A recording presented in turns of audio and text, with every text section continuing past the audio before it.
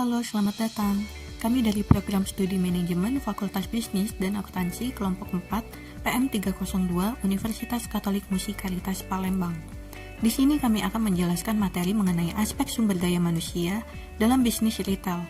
Namun, ada pepatah mengatakan, tak kenal maka tak sayang. Oleh karena itu, izinkan kami memperkenalkan diri terlebih dahulu. Halo, nama saya Fani Valencia dengan NIM 1922054. Perkenalkan, nama saya Lulus Vincent Tamara dengan NIM 1922051. Halo, perkenalkan nama saya Regina Vanessa dengan NIM 1922090. Halo, perkenalkan nama saya Michelle Valeri, saya dari kelompok 4 dengan NIM 1922078. Selamat menyaksikan. Topik of the day. Pertama, meraih keunggulan kompetitif dari manajemen sumber daya manusia. Kedua, struktur organisasi yang sesuai untuk retail. Ketiga, pertimbangan bentuk organisasi. Keempat, persoalan pada organisasi retail. Kelima, memotivasi karyawan retail. Keenam, membangun komitmen karyawan. Ketujuh, kecenderungan dalam manajemen SDM retail. Yang kedelapan, penutup. Meraih keunggulan kompetitif dari manajemen SDM. Manajemen SDM dapat menjadi dasar untuk mendapatkan keuntungan yang kompetitif dengan 3 alasan. Yang pertama, perhitungan biaya tenaga kerja. Ini termasuk sebagai salah satu komponen dalam biaya total retail. Oleh karena itu, mengolah karyawan yang efektif dapat menghasilkan keuntungan dalam penghematan biaya total retail. Yang kedua, pengalaman yang dimiliki kebanyakan pelanggan terhadap retail bisa ditentukan dari aktivitas karyawan, seperti menyeleksi barang dagangan, menyediakan informasi dan bantuan, dan keterampilan dalam memajang stok barang dagangan di rak panjang.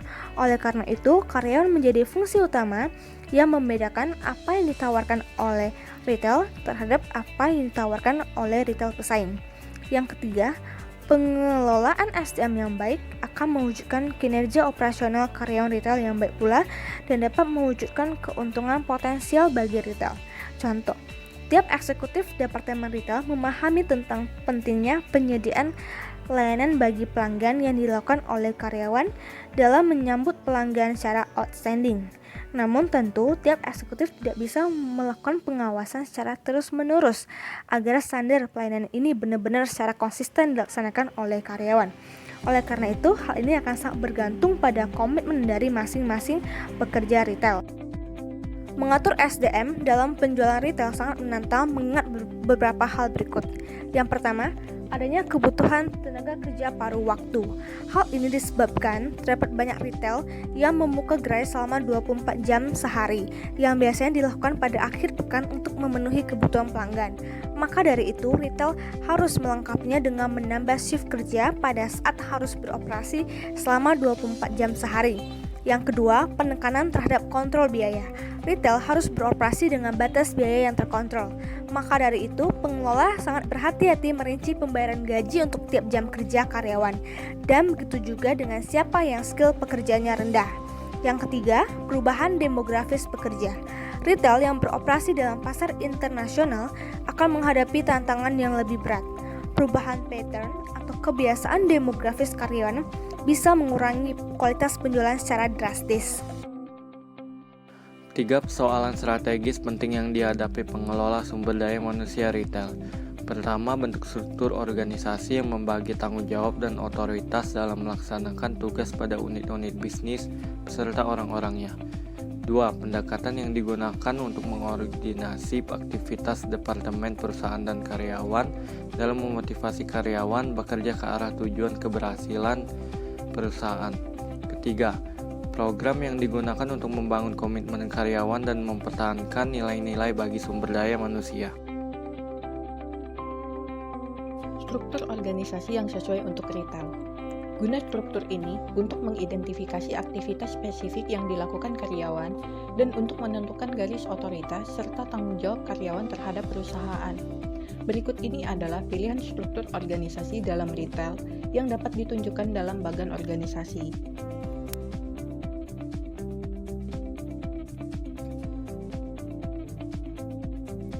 Yang pertama ada bagan organisasi fungsional.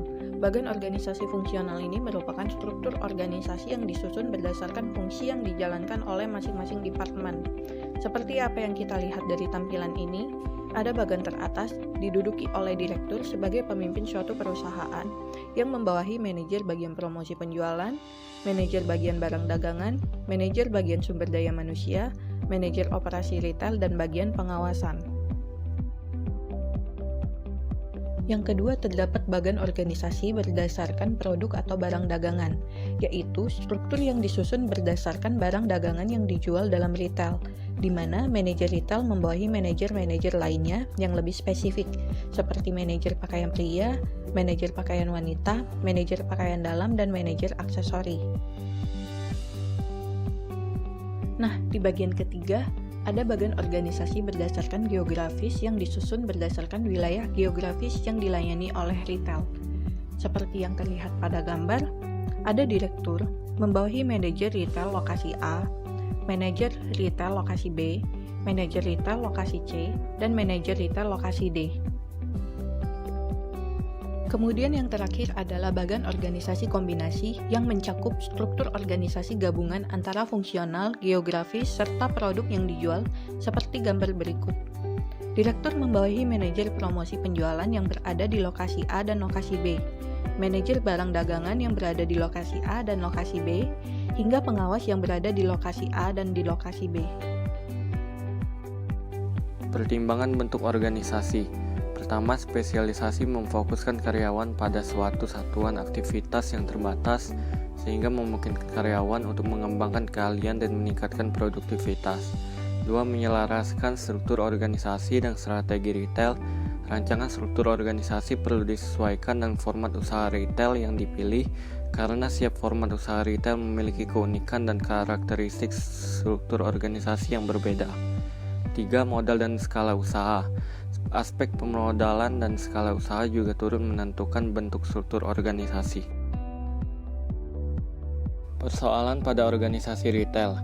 Terdapat dua persoalan penting dalam merancang suatu organisasi retail, yaitu pertama, desentralisasi versus sentralisasi, di mana retail melakukan pengurangan biaya ketika pengambilan keputusan sentral pada manajemen perusahaan. Hal itu disebabkan oleh A. Biaya overhead turun, B. Mengordinasi pembelian untuk tiap retail yang berbeda perusahaan mendapatkan harga lebih murah dari pemasok. C. Pemusatan memberikan kesempatan untuk memutuskan orang-orang secara baik, memutuskan untuk masuk ke perusahaan. D. Pemusatan meningkatkan efisiensi. 2. Koordinasi barang dagangan dan manajemen retail. Pada retail kecil biasanya pemilik melakukan pembelian sendiri barang dagangan dan menjual barang dagangan. Namun di lain pihak, perusahaan retail besar biasanya mengkoordinasikan fungsi penjualan dan pembelian pada divisi yang terpisah. Divisi pembelian mengspesialisasikan pembelian barang dagangan dan tidak mempunyai hubungan tanggung jawab dan menjualnya. Memotivasi karyawan retail. Retail umumnya menggunakan 3 metode untuk memotivasi aktivitas karyawannya, yaitu yang pertama, kebijakan tertulis dan pengawasan karyawan. Ini merupakan kebijakan yang paling mendasar karena menyiapkan kebijakan tertulis yang menjadi indikasi atau petunjuk karyawan mengenai apa sih yang harus mereka lakukan dan mempunyai pengawasan kerja yang ketat untuk memperkuat atau menyelenggarakan kebijakan tersebut. Yang kedua ada insentif. Insentif ini dibagi menjadi 3. Yang pertama, insentif ganti rugi berupa komisi dan bonus. Komisi adalah suatu kompensasi yang didasarkan pada rumusan yang ditetapkan. Contohnya 2% dari penjualan. Kalau bonus adalah kompensasi tambahan yang diberikan secara periodik berdasarkan evaluasi cara kerja karyawan. Contohnya misalnya adalah bonus tahunan atau bonus akhir tahun berdasarkan pencapaian hasil penjualan yang dianggarkan meraih laba yang besar. Yang kedua ada insentif. Ini sangat efektif dalam motivasi karyawan untuk bekerja lebih giat lagi, tapi juga bisa membuat karyawan mengabaikan tugas-tugas yang lain. Sebagai contoh, plan retail yang diberikan insentif berdasarkan penjualan membuat karyawan menjadi malas untuk meluangkan waktu dan menstok ulang barang dagangan. Yang 3 dari reward and punishment. Kalau reward itu contohnya bisa berupa gaji, komisi, bonus, tunjangan, sedangkan punishment berupa peringatan verbal, peringatan tertulis, sanksi moral, dan pemutusan hubungan kerja. Lalu yang ketiga, budaya organisasi. Setiap organisasi atau perusahaan pastilah mempunyai culture-nya tersendiri. Budaya perusahaan itu adalah nilai-nilai yang diadopsi oleh manajemen perusahaan sebagai dasar dan panduan di dalam penyusunan dan kebijakan kerja dalam upaya pengelolaan usaha. Contohnya, budaya perusahaan dari Indomaret, yaitu kejujuran, kebenaran, keadilan, kerjasama kelompok, dan kemajuan melalui inovasi yang ekonomis, serta mengutamakan kepuasan konsumen. Melalui budaya perusahaan ini, Indomaret mengimplementasikan dalam kebijakan dan peraturan manajemen serta menjadi panduan operasional dari minimarket Indomaret. Membangun komitmen karyawan. Tantangan utama dalam penjualan retail adalah mengurangi turnover. Turnover yang tinggi akan mengurangi penjualan dan meningkatkan biaya. Penjualan menurun dapat disebabkan oleh beberapa hal, antara lain karyawan yang kurang berpengalaman dalam menjalankan tugasnya, kurangnya terampil sumber daya maupun pengetahuan tentang kebijakan perusahaan, dan barang dagangan untuk berinteraksi dengan konsumen secara efektif. Beberapa pendekatan yang digunakan retail untuk membangun komitmen timbal balik adalah: yang pertama, mengembangkan keterampilan karyawan melalui seleksi dan pelatihan. Aktivitas yang pertama, seleksi mendengar. Untuk membangun kekuatan kinerja awalnya harus dilakukan perekrutan orang-orang yang benar. Perekrutan karyawan memegang peranan penting dalam menentukan kualitas sumber daya manusia yang akan mengisi posisi-posisi pekerjaan dalam struktur organisasi yang ada. Aktivitas yang kedua, pelatihan. Pelatihan sangat penting untuk retail sebab lebih dari 60% karyawan retail mempunyai kontak langsung dengan pelanggan, dengan menanamkan modal keterampilan karyawan untuk memberi informasi. Yang kedua, mengikut sertakan karyawan atau empowerment. Empowerment adalah proses di mana para manajer mempunyai wewenang untuk otoritas untuk pengambilan keputusan dengan karyawan. Yang ketiga, menciptakan suatu hubungan kemitraan dalam karyawan. Riset menunjukkan ketika praktik kinerja manajemen sumber daya manusia meningkatkan, berarti perusahaan juga meningkatkan peraturan keuangan bagi karyawannya. Pembisnis retail harus membangun hubungan personal dengan karyawan dan bukan sekedar hubungan transaksional. Perhatian dari bisnis atau kesejahteraan dari karyawan akan meningkatkan performa kinerja karyawan yang berujung pada peningkatan dan pengembangan bisnis di masa depan. Adapun 3 aktivitas manajemen sumber daya manusia yang dapat membangun dan mengembangkan komitmen karyawan melalui hubungan kemitraan, yaitu yang pertama, mengurangi perbedaan status. Beberapa retail mencoba untuk mengurangi perbedaan status antara karyawan. Dengan membatasi perbedaan status, karyawan akan dapat merasa betah menjalankan tugasnya yang penting dalam perusahaan, dalam pencapaian keberhasilan, tujuan perusahaan dan kontribusinya yang patut dihargai.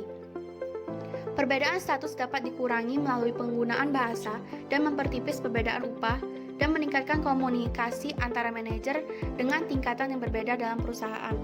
Yang kedua, promosi kerja. Promosi kerja adalah suatu kebijakan susunan kepegawaian yang merekrut karyawan yang baru hanya untuk memposisikan tingkatan yang paling bawah, sedangkan dalam hierarki pekerjaan yang lebih tinggi, dipromosikan untuk karyawan di dalamnya. Promosi kebijakan ini menetapkan suatu perasaan pengertian, agar karyawan lebih merasakan perusahaan, bukan perusahaan yang memperhatikan karyawan. Yang ketiga, kehadiran karyawan untuk menyeimbangkan karir dan keluarga, atau flex time and job sharing. Jumlah pendapatan yang berbeda, apalagi bagi yang sudah berkeluarga, tentunya membuat sulit karyawan untuk efektif melakukan pekerjaan bersama. Maka dari itu, perlu flex time dan job sharing. Flex time sendiri adalah suatu sistem penjadwalan pekerjaan karyawan yang memungkinkan karyawan memilih waktunya untuk bekerja. Sedangkan pembagian pekerjaan adalah 2 karyawan yang secara sukarela bertanggung jawab atas suatu pekerjaan yang sebelumnya hanya dijalankan oleh 1 orang. Kecenderungan dalam manajemen sumber daya manusia retail. Yang pertama, mengatur perbedaan adalah suatu aktivitas manajemen sumber daya manusia yang tersedia untuk mewujudkan gugus kerja yang berbeda-beda. Pelatihan keanekaragaman secara khas terdiri dari 2 komponen. Komponen yang pertama, mengembangkan komponen kesadaran budaya, di mana komponen ini mengajarkan bagaimana kultur berbeda dengan satu yang lain antara karyawan dan bagaimana karyawan untuk tetap bisa bekerja sama. Komponen yang kedua, Membangun kemampuan. Melalui dukungan terhadap kelompok dan mentor, program mentoring seperti para manajer tingkat tinggi membantu para manajer tingkat rendah belajar mengenai nilai-nilai perusahaan dan yang lainnya, bahkan mungkin dengan eksekutif senior, serta pengembangan karir dan promosi. Yang kedua, masalah kebijakan dan hukum dalam manajemen sumber daya manusia. Masalah hukum dan undang-undang utama yang ada dalam manajemen karyawan retail adalah kesempatan yang sama setiap karyawan untuk melindungi karyawan dari diskriminasi yang tidak wajar di tempat kerja. Yang kedua, gaji dan kompensasi. Mengatur gaji, tarif upah untuk lembur, dan upah minimum. Yang ketiga, hubungan ketenaga kerjaan. Menjelaskan bahwa serikat pekerja dapat dibentuk dan mengatur hubungan antara perusahaan dan serikat pekerja. Yang keempat, keselamatan dan kesehatan karyawan dilandasi pemikiran bahwa pemilik perusahaan wajib memberikan suatu lingkungan yang bebas dari bahaya dan yang dapat menyebabkan kematian dan atau kecelakaan. Yang kelima, pelecehan seksual. Meliputi serangan seksual baik secara fisik maupun lisan. Yang keenam, privasi karyawan. Melindungi karyawan untuk memberikan privasi pada karyawan dari pemilik perusahaan. Yang ketiga, penggunaan teknologi. Perusahaan retail menggunakan internet untuk mengoperasikan sumber daya manusia secara otomatis, seperti membuat catatan personal karyawan, pembayaran gaji, penyerahan aplikasi pekerjaan, dan lain sebagainya. Penutup, manajemen sumber daya manusia sangat penting dalam bisnis retail, sebab setiap karyawan memainkan suatu peran dalam menjalankan fungsi pekerjaan dengan baik. Jika pada suatu pabrik misalnya, lebih banyak bermodal peralatan, mesin, sistem komputer, alat-alat robot, maka retail dan jasa pelayanan lainnya masih menggunakan tenaga kerja secara insentif. Retail masih membutuhkan orang untuk melakukan aktivitas-aktivitas dasarnya. Sekian presentasi dari kami. Pertanyaan teman-teman yang terpilih akan kami jawab di Lumen. Terima kasih atas perhatiannya.